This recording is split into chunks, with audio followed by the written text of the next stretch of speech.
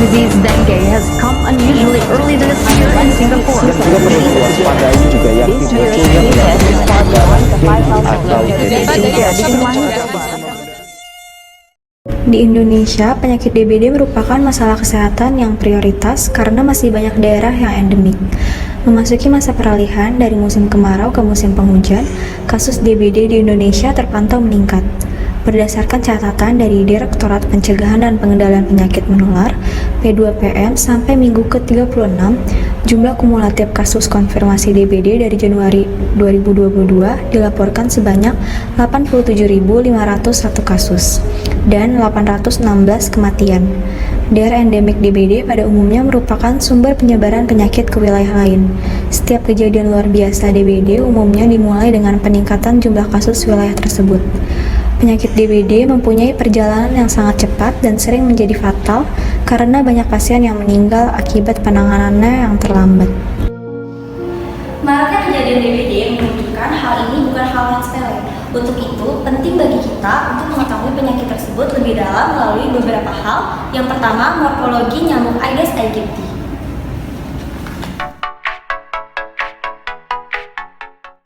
Nyamuk Aedes aegypti dewasa tubuhnya tersusun dari 3 bagian, yaitu kepala, dada, dan perut.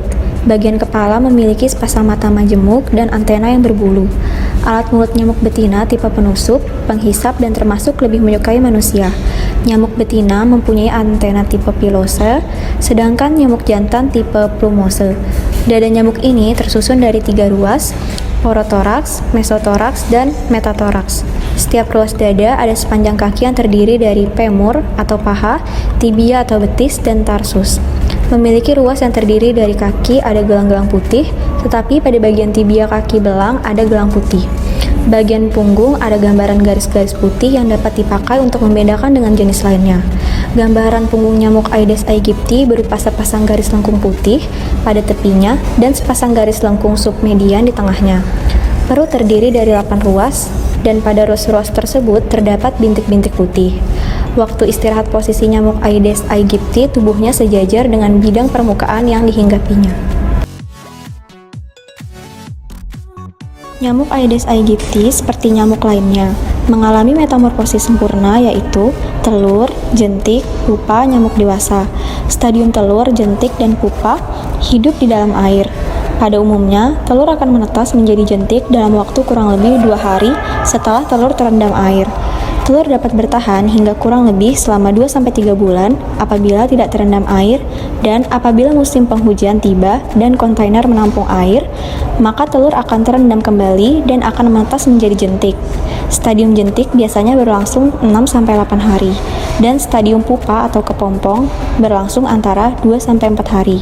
Pertumbuhan dari telur menjadi dewasa 9-10 hari, umur nyamuk betina dapat mencapai 2-3 bulan.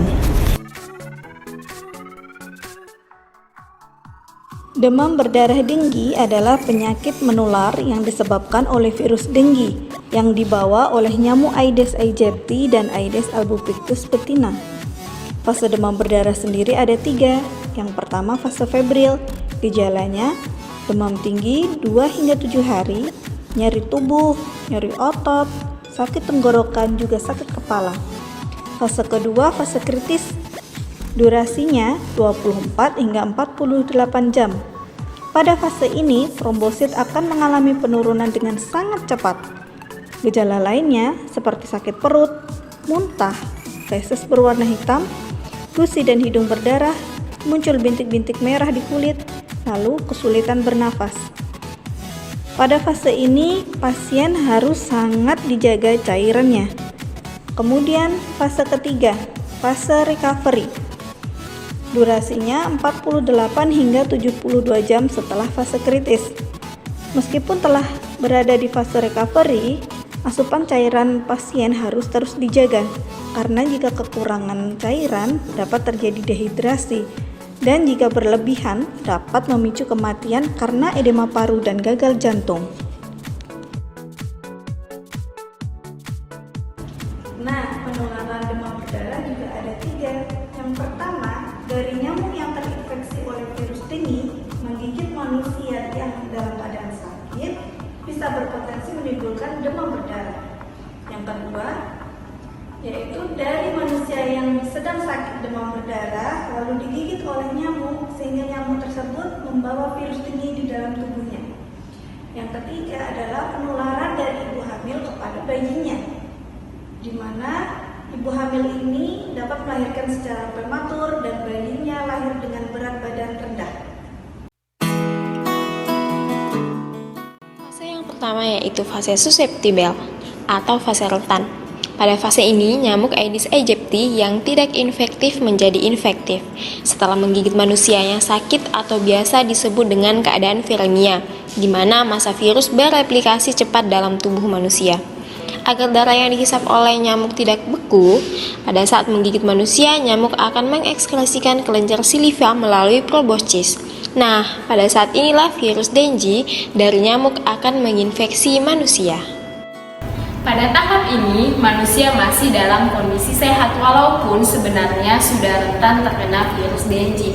Nah, di sisi lain, nyamuk yang sudah terinfeksi oleh virus akan menjadi vektor penular DBD.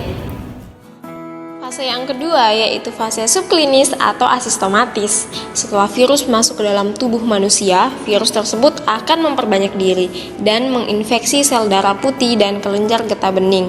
Kemudian masuk ke dalam sirkulasi atau peredaran darah. Virus berada di dalam darah selama 3 hari sejak diinfeksikan oleh nyamuk. Selama 3 hari itu juga, jumlah trombosit masih dalam kategori normal. Nah, tubuh tidak akan tinggal diam, teman-teman. Sebagai bentuk perlawanan, tubuh akan membentuk antibodi yang kemudian secara otomatis membentuk kompleks virus antibodi, di mana virus bertindak sebagai antigennya. Kemudian akan ada proses autoimun, di mana kompleks virus antibodi berperan melepas zat-zat yang merusak sel-sel pembuluh darah. Pada proses autoimun ini, pori-pori pembuluh kapiler akan melebar yang menandakan bahwa permeabilitas kapiler meningkat. Hal inilah yang menjadi penyebab bocornya trombosit dan eritrosit. Pada tahap ini, virus sudah masuk dalam tubuh manusia, namun belum menunjukkan gejala. Nah, jika demikian akan memasuki fase klinis. Fase klinis itu apa sih? Fase klinis merupakan fase di mana mulai teridentifikasinya secara klinis adanya penyakit DBD. Selanjutnya adalah pengendalian vektor. Terdapat 5 cara yang dapat dilakukan untuk mengendalikan vektor DBD, seperti secara kimiawi, biologi, manajemen lingkungan, pemberantasan sarang nyamuk, dan juga pengendalian vektor secara terpadu. Salah satu program yang dicanangkan oleh pemerintah dalam pengendalian vektor nyamuk penyebab DBD yaitu gerakan Satu Rumah Satu Jumantik.